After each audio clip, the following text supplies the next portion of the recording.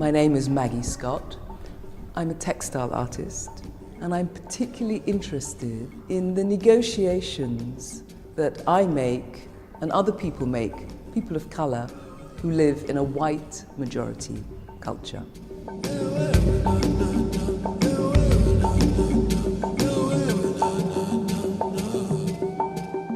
I came across some pictures of my parents' wedding, and that began this process. I became fascinated because I was in the picture, and I had completely forgotten that I had been there when my mother remarried my stepfather.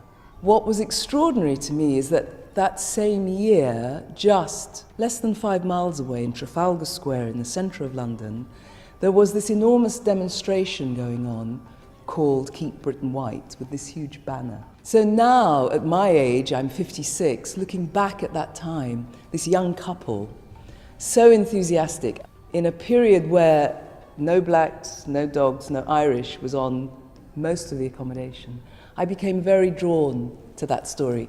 The image of Trafalgar Square, it was beautiful. It's like back home, we were told in England the streets are paved with gold. But you got here, you're looking for the streets with the gold. There wasn't any.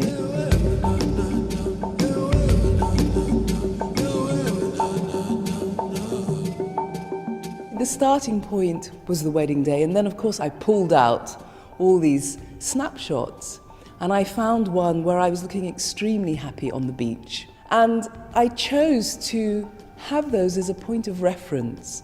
So indeed, in these collages that are behind me, which I've called early messages, I've very specifically placed them at that period in my life. So in other words, that time as a young person, when you're receiving all this information and you're really not quite sure what to do with it.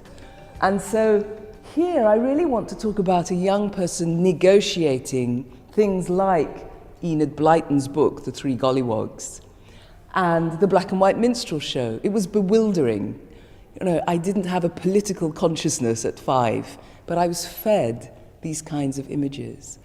And I suppose what I want to talk about here is how profound those early images are for all of us. When I was younger, I read Enid Blyton's books, and there were golliwogs, and there were all sorts of things, but it didn't bother me. It was only after I grew up and understand certain things I read in books or papers that it was a bit offensive to people with a darker skin. I've been asked quite a lot about the portraits of my mother. I wanted to use it as a metaphor to describe something that I feel very passionately about, and that is the disproportionate amount of people of colour in the mental health system. And my mother was also a victim of that. That was part of her story. I had a picture of her that was taken 2 or 3 weeks before she died, and I made a jigsaw of that image and slowly took it apart so that I could get these different stages. And that in and of itself was quite a curious exercise, because I'm dealing with an image of someone, of course, that's very close to me, and I'm spending a lot of time on the minutiae of her face, for example. So it was very emotional just in the making, the preparation for that picture. Anybody that knows anything about felt, you get very preoccupied with the technicality, so it just becomes to do with colour and shape and space. It's not until they were finished and up that I was able to re-engage again with the content and feel all those feelings that I had the first time over again. Well, one of the pictures that I admired, it was Maggie's mother. It's sad because she was happy, you know, when she got married. And then at the end of it, it was sad because of what happened to her. And it makes you stop and think, why? You know, life shouldn't be like that. But it's just one of those things, it happens.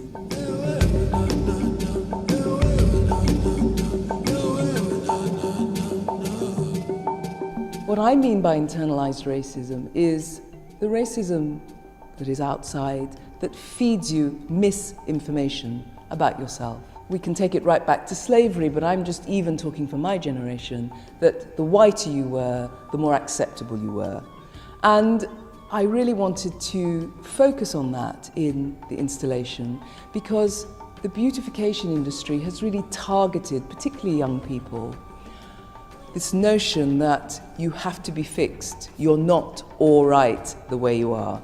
You have to change your hair, you have to change your skin. And the pressures are enormous and incredibly hard to resist. So part of what I'm hoping to achieve with this exhibition is to open that dialogue, to move from what is the racism, am I carrying anything, to, I'm running that one, let's clean it up. And the skin lightening one is a very clear example of that it's presented as if it's completely normal for you to want to lighten your skin. People always kind of talk about it, but it's like they're a bit coward to say it. But now that this exhibition came along, people will be more open to say what they think. Why is it a black person want to change from creation? If you're black, stay black, because black is beautiful.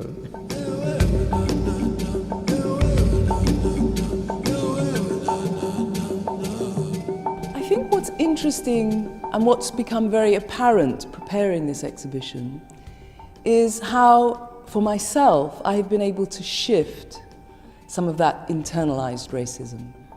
So in that sense, I hope that, and certainly the feedback I've had so far, that it's not just people of colour that have been moved by the images. Lots of different identities have had stories to tell me relating to this and how they've had to negotiate their way through.